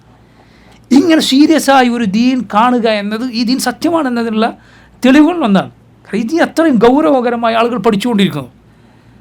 ഈ ആളുകൾക്കൊക്കെ എന്തൊക്കെ ജോലികളുണ്ട്, എന്തൊക്കെ ജോലിയൊക്കെ ചെയ്തിട്ട് അവർക്ക് അങ്ങനെ ജീവിച്ചു പോയാൽ പോരെ? അല്ല, അതിനു വേണ്ടി സമയം മാറ്റി വെക്കും. കാരണം ഈ ദീൻ ഗൗരവകരമാണ്. ഈ ദീൻ അത് പഠിച്ചുകൊണ്ടിരിക്കുന്ന ആളുകൾ കാര്യമായി, ഒരു തമാശക്കോ നേരം പൊക്കിനൊന്നല്ല, പഠിച്ചുകൊണ്ടിരിക്കുന്ന ഈ വിജ്ഞാനം. എന്തുകൊണ്ട്? ഈ ദീൻ അങ്ങനെ അള്ളാഹു സുബ്ഹാനഹു വ തആല സംരക്ഷിക്കും. അതിന് അള്ളാഹു നിശ്ചയിച്ചാൽ ഇത് ഒരു ദീനിൽ നിങ്ങൾക്ക് കാണാൻ സാധ്യമല്ല. അള്ളാഹുവിൻ്റെ ദീനിൻ്റെ പ്രത്യേകതയാണ് ഇത്. കലർപ്പില്ലാത്ത സത്യസന്ധതയുടെ ദീനാണ്. അല്ലാത്ത ദീനുകൾ നിങ്ങൾ നോക്കൂ, കേട്ടുകേൾവികൾ, ഐതിഹ്യങ്ങൾ, ഇന്നയാൾ പറഞ്ഞ കഥകൾ, ഇതൊന്നും ഇസ്ലാമിൽ നടക്കുകയില്ല. വന്നവനും വരുന്നവനും പോകുന്നവനൊക്കെ ഓരോ കഥ ഉണ്ടാക്കി പോയി അതിൻ്റെ പിന്നാലെ പോകാൻ മുസ്ലിമീങ്ങളെ കിട്ടുകയില്ല. അവർ ചോദിക്കും, തെളിവെവിടെ? അള്ളാഹു പറഞ്ഞു, റസൂലുള്ളാഹി സ്വല്ലല്ലാഹു അലൈഹി വസല്ലം പറഞ്ഞു, എവിടെയാണ് ദലീൽ ചോദിക്കും. ദലീലിൻ്റെ ദീനാണ്. ഇമാം ഇബ്നുൽ മുബാറക് റഹിമഹുല്ലാഹ് അദ്ദേഹം പറഞ്ഞു, അൽ ഇസ്നാദു മിനദ്ദീൻ, ഈ ദീനിൻ്റെ ഭാഗമാണ് ഇസ്നാദ്, സനദ്. വലൗലൽ ഇസ്നാദു, സനദില്ലായിരുന്നുവെങ്കിൽ ലഖാല മൻ ഷാഅ മാ ഷാ, തോന്നുന്നവനൊക്കെ തോന്നിയത് പറയുമായിരുന്നു. ഈ ദീനിൽ എന്തുണ്ട്? അതിൻ്റെ സനദുണ്ട്, അതിന് പരമ്പരയുണ്ട്. അതിലൂടെയാണ് ഈ ദീൻ സ്വീകരിക്കപ്പെടുക. അതുകൊണ്ടാണ് നോക്കൂ, ദീനിൽ അങ്ങനെ അടിത്തറയില്ലാത്ത നമ്മൾ സ്വീകരിക്കാത്തത്. അതുകൊണ്ടാണ് ദീനിൽ അടിത്തറയില്ലാത്ത പല കിതാബുകൾ, ആരൊക്കെയോ ഉണ്ടാക്കിയ കിതാബുകൾ, അത് നമ്മൾ സ്വീകരിക്കാത്തത് കൊണ്ടാണ്. മഹിദ്ദിമാല അത് ചൊല്ലിയാൽ ഇത്ര പ്രതിഫലം, വീട്ടിൽ ബർക്കത്ത്, അങ്ങനെ ഇങ്ങനെയൊക്കെ കിട്ടും. എന്താ ഇതിൻ്റെ ദലീൽ? ഇതെവിടെ നിന്നാണ് കിട്ടിയത്? എത്ര കൊല്ലം മുമ്പാണ് ഇത് എഴുതപ്പെട്ടത്? 400 കൊല്ലം മുമ്പ്. 400 കൊല്ലം മുമ്പ് എഴുതിയതാണ് അത്ര. ആര് പറഞ്ഞു? നമ്മൾ പറഞ്ഞല്ല, മറിച്ച് 400-ാം വാർഷികം ഈ ആളുകൾ VS അച്യുതാനന്ദനെ കൊണ്ട് ഉദ്ഘാടനം ചെയ്യിച്ചു കുറച്ച് കാലം മുമ്പ്. പറ്റിയ ആളാണ്. ഇപ്പം നിങ്ങൾ നോക്കി, എന്താ കാരണം? 400 കൊല്ലം ആണിതായിട്ടുള്ളൂ. അതിനു മുമ്പ് അതില്ലായിരുന്നു. അപ്പം അതിന് മുമ്പത്തെ ആളുകൾ എങ്ങനെയാണ് അള്ളാഹുവിനെ ഇബാദത്ത് ഇതില്ലാതെ എന്തൊക്കെ ഖൈർ അവർക്ക് നഷ്ടപ്പെട്ടു? സുബ്ഹാനല്ലാഹ്. അങ്ങനെ ദീനിൽ ദലീലില്ലാത്ത കാര്യങ്ങൾ നമ്മൾ സ്വീകരിക്കില്ല. മൗലിദുകൾ, റാത്തിബുകൾ, അതുപോലെ ഖുതുബിയ്യത്ത്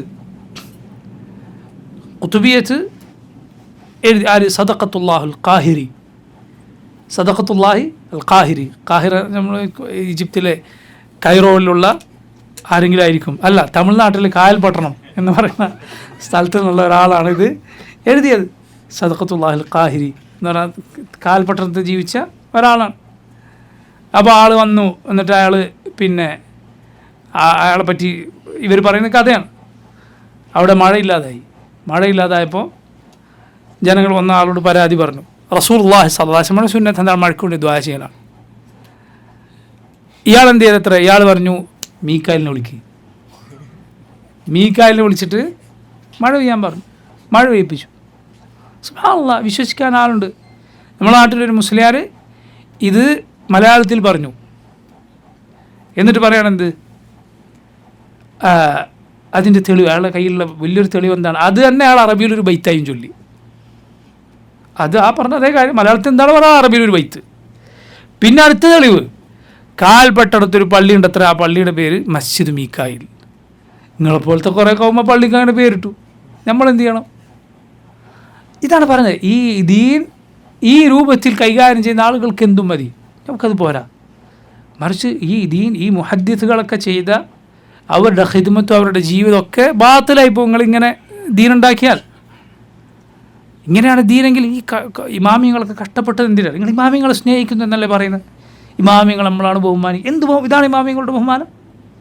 അവർ ഈ കഷ്ടപ്പെട്ട് ഈ രൂപത്തിൽ പഠിപ്പിച്ച ദീൻ നിങ്ങളിങ്ങനെ തോന്നിയതൊക്കെ ഉണ്ടാക്കാൻ, ഈ കണ്ട കഥകളൊക്കെ ദീനിൻ്റെ പേരിൽ കൂട്ടിച്ചേർക്കാനാണെങ്കിൽ ഇമാമിങ്ങൾ ചെയ്ത ആ കഷ്ടപ്പാട്, ഇമാം ഷാഫിഈ, ഇമാം അഹ്മദ്, ഇമാം മാലിക്, അബൂ ഹനീഫ, അതിനു മുമ്പുള്ള താബിഈങ്ങൾ, ഇവരൊക്കെ റസൂലുള്ളാഹി സ്വല്ലല്ലാഹു അലൈഹി വസല്ലം ഹദീസുകൾ പഠിച്ചതും സ്വീകരിച്ചത് ജനങ്ങൾക്ക് കൈമാറിയത് എന്തിനാണ്? അതനുസരിച്ച് ജീവിക്കാനാണ്.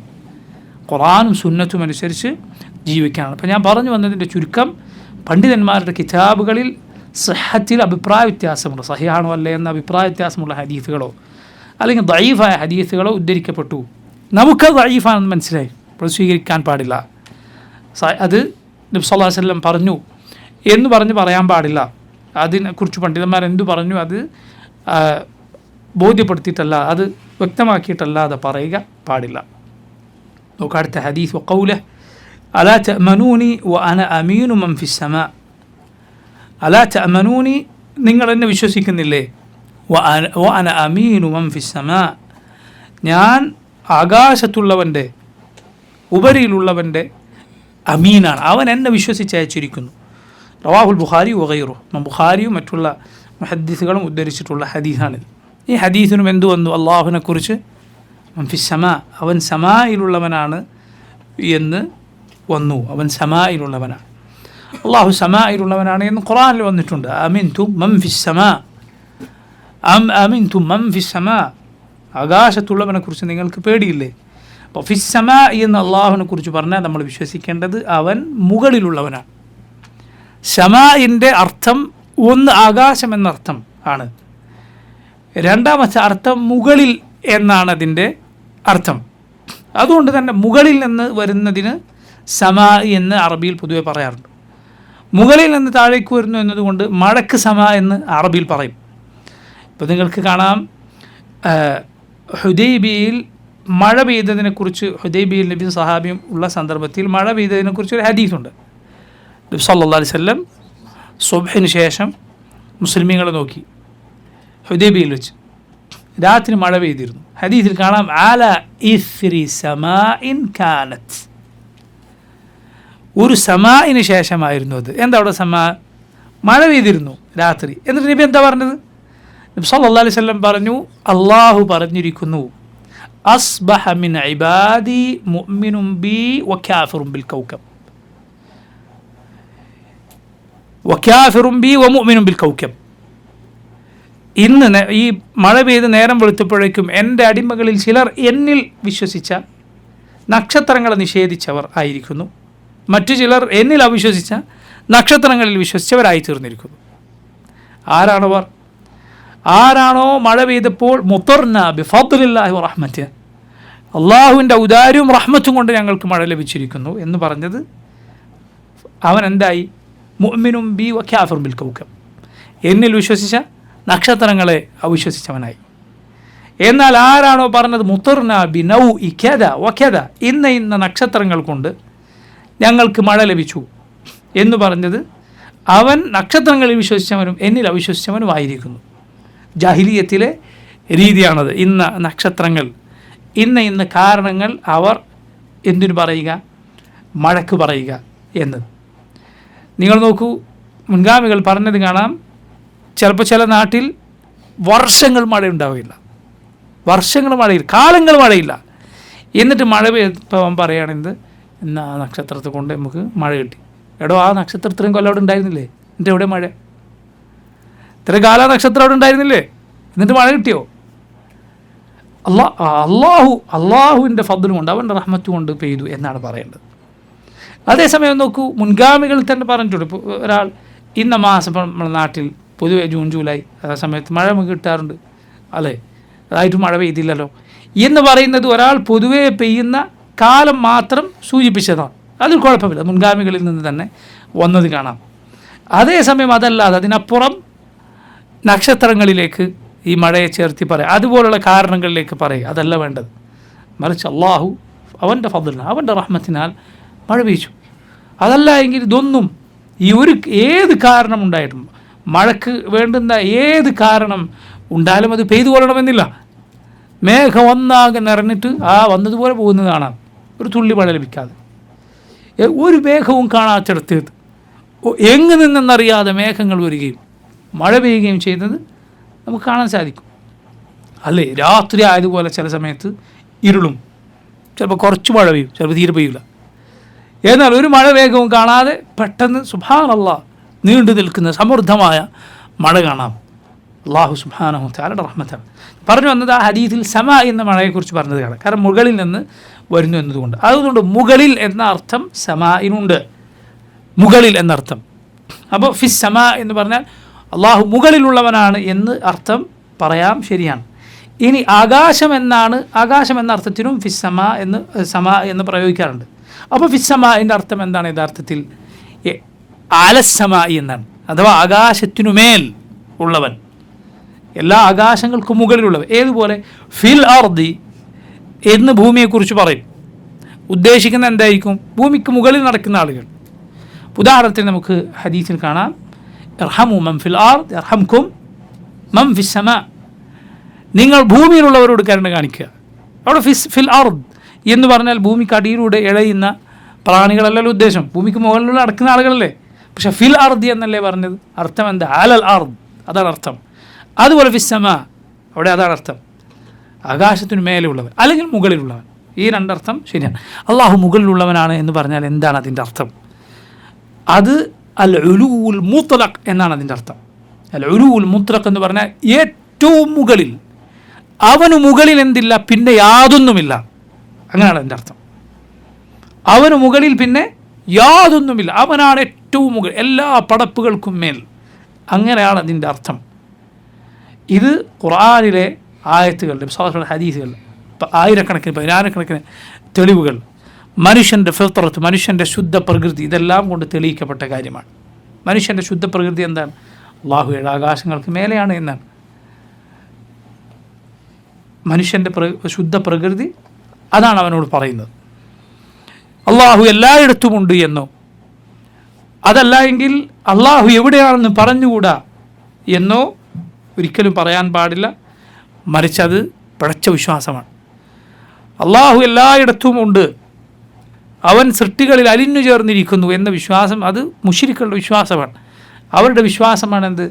തൂണിലും തുരുമ്പിലും എന്തുണ്ട്? ഇലാഹുണ്ട്. സർവം മായ അവരുടെ വിശ്വാസമാണ്. സർവമായ എന്ന് പറഞ്ഞാൽ എല്ലാം ദൈവമാണ്. അവരുടെ വിശ്വാസമാണ് എല്ലാം ദൈവമാണ്. അതുപോലെ ഇലാഹ് അവൻ പടപ്പുകളിൽ അവതരിക്കുന്നു. ആൾ ദൈവങ്ങൾ പറയുന്നത് നിങ്ങൾ കേട്ടിട്ടില്ലേ? ആണും പെണ്ണുമായ ആൾ ദൈവങ്ങളൊക്കെ പറയാറുള്ളത് എന്ത്? നിങ്ങളെങ്ങനെ ദൈവമായത്? അപ്പോൾ അവർ പറയും നിങ്ങൾക്കും വേണമെങ്കിലാവാം. അവരോട് ചോദിച്ചാൽ അവർ നിങ്ങൾക്കാ എന്താ അങ്ങനെ? കാരണം നിങ്ങളിലുമുണ്ട് ഞങ്ങളിലുമുണ്ട് ദൈവം.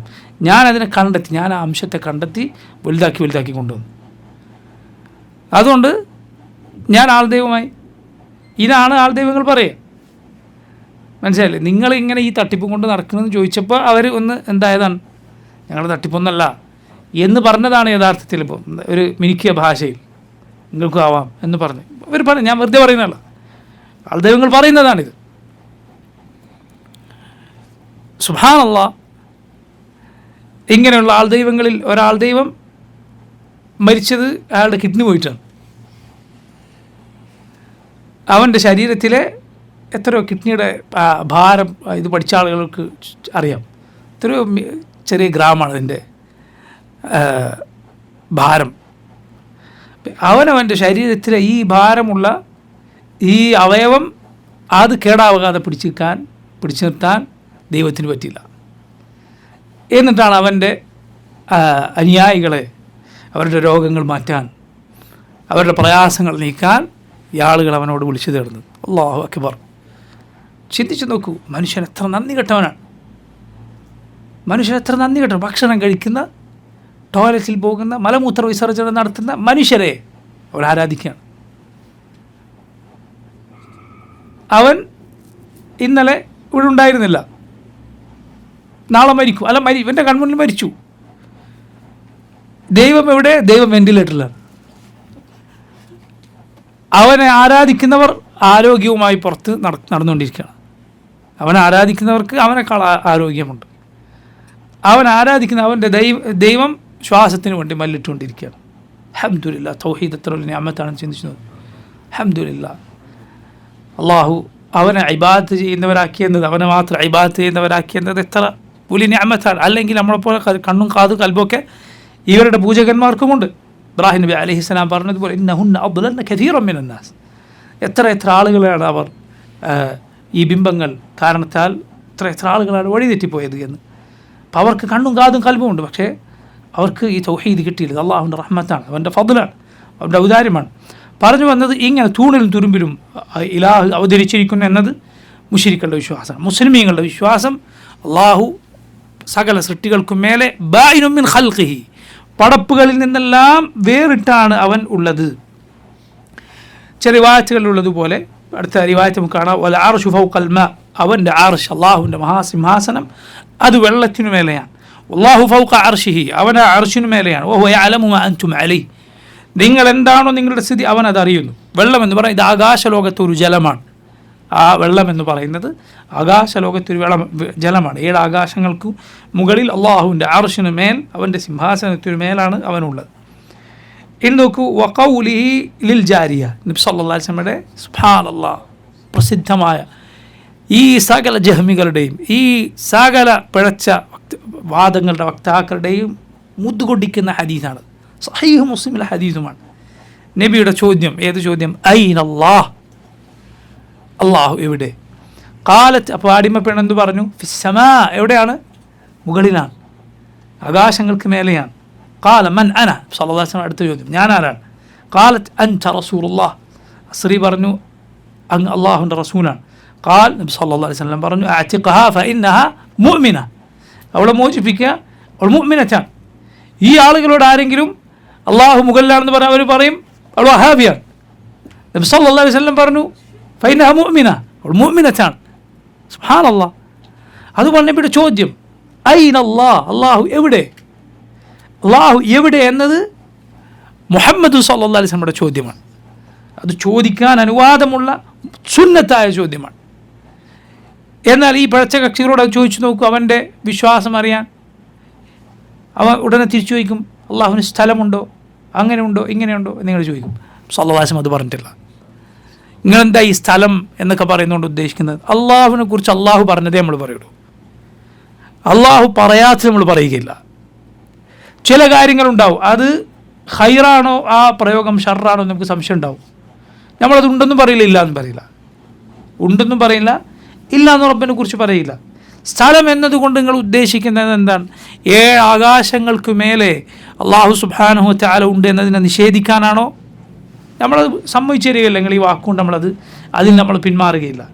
എന്നാൽ പടപ്പുകളെപ്പോലെ ഏതെങ്കിലും ഒരിടത്തിങ്ങനെ കുടുങ്ങി നിൽക്കുക, മുകളിൽ മറ്റെന്തെങ്കിലും ഉണ്ടാവുക, വലത്തുമിടത്തും മറ്റെന്തെങ്കിലും കാര്യത്താൽ വലയം ചെയ്യുക, അങ്ങനെയുള്ള മനുഷ്യർ നിൽക്കുന്ന പോലെ സ്ഥലം എന്നാണ് നിങ്ങൾ ഉദ്ദേശിക്കുന്നത്. ഒരിക്കലും റബ്ബിനെ കുറിച്ച് നമ്മളത് പറയുകയില്ല. പക്ഷേ നബി സല്ലല്ലാഹു അലൈഹി വസല്ലമയുടെ ഈ ചോദ്യത്തെ, നബി അംഗീകരിച്ച ഉത്തരത്തെ ഇതുപോലുള്ള മുടന്തൻ ചോദ്യം കൊണ്ട് ഇല്ലാതാക്കാൻ പാടില്ല. പഠിച്ച കക്ഷികൾ പറയും അള്ളാഹുവിന് സ്ഥലം ആവശ്യമുണ്ടോ എന്ന് തിരിച്ചു ചോദിക്കും. നബി സല്ലല്ലാഹു അലൈഹി വസല്ലമയുടെ ചോദ്യവും നബി അംഗീകരിച്ച ഉത്തരവും അപ്പോൾ ഇവിടെ വേറെ ചിലപ്പോൾ ഈ ആളുകൾ എന്ത് ചെയ്യാറുണ്ട്, ഈ ഹദീസിൻ്റെ അർത്ഥം അങ്ങ് മാറ്റും. അള്ളാഹു എവിടെ എന്ന് ചോദിച്ചപ്പോൾ ഫിസ്സമ എന്ന് പറഞ്ഞാൽ അവരർത്ഥം പറയും എന്ത്, അള്ളാഹു വലിയ മഹത്വമുള്ളവനാണ്, അള്ളാഹു വലിയ മഹത്വമുള്ളവനാണ്. നിങ്ങൾ ചിന്തിച്ചു നോക്കി, ഒരാളോട് എവിടെ എന്ന് ചോദിച്ചാൽ ഇങ്ങനൊരു ഉത്തരം പറഞ്ഞാൽ എങ്ങനെ ഉണ്ടാവും? ഞാൻ ഒരാളെ വിളിച്ചിട്ട് ചോദിക്കുകയാണ് എവിടെ അബ്ദുള്ള, അബ്ദുള്ള എവിടെ പോയത്? അപ്പോൾ അയാൾ എന്നോട് മറുപടി പറയണ്ട, അബ്ദുള്ള നല്ല മനുഷ്യരാണ്, നല്ല ആളാണ് എന്ന് മറുപടി പറഞ്ഞാൽ എങ്ങനെ ഉണ്ടാവും? ഒരാളുടെ ബുദ്ധിക്ക് യോജിക്കുന്ന, ഒരു സാമാന്യ യുക്തിക്ക് യോജിക്കുന്ന മറുപടിയാണോ അത്? അള്ളാഹുൻ്റെ റസൂൽ സല്ലല്ലാഹു അലൈഹി വസല്ലം ചോദ്യം ഐന അല്ലാഹ്, അള്ളാഹു എവിടെയെന്നാണ്. അല്ലാതെ അള്ളാഹു റബ്ബുൽ ആലമീൻ അവൻ്റെ മഹത്വത്തെക്കുറിച്ച് നിനക്കറിയുമോ എന്നല്ല ചോദിച്ചത്. ഐന അല്ലാഹ്, അള്ളാഹു എവിടെ? അതിനുള്ള മറുപടിയാണ് ഫിസ്സമാ, അള്ളാഹു മുകളിലുള്ളവനാണ് എന്നത്. 7 ആകാശങ്ങൾക്ക് മേലെയാണ് അള്ളാഹു എന്നതാണ്. അതാണ് നബി സല്ലല്ലാഹു അലൈഹി വസല്ലം പഠിപ്പിച്ചത്. ഫിർഔൻ മൂസ അലൈഹിസ്സലാമെ പഠിപ്പിച്ച റബ്ബിനെ കുറിച്ച് എന്താണ് ഫിർഔൻ പറഞ്ഞത്? യാ ഹാമാൻ ഉബ്നി ലി സർഹൻ, ഹാമാൻ എനിക്കൊരു വലിയ കെട്ടിടം പണിതതാ, ലഅല്ലി അത്ലഉ ഇലാ ഇലാഹി മൂസ, ഞാൻ അതിൻ്റെ മുകളിൽ കയറി മൂസായുടെ ഇലാഹ് അവിടെ ഉണ്ടോ എന്ന് നോക്കട്ടെ. ഇന്നി ലഅദുന്നുഹു കാദിബ, മൂസ പറയുന്നത് കളവാണ് എന്നാണ് ഞാൻ കരുതുന്നത്. അപ്പോൾ മൂസ അലൈഹിസ്സലാം ഫിർഔനോട് പറഞ്ഞത് അള്ളാഹു എവിടെയാണെന്നാണ്, 7 ആകാശങ്ങൾക്ക് മേലാണ് എന്നാണ്.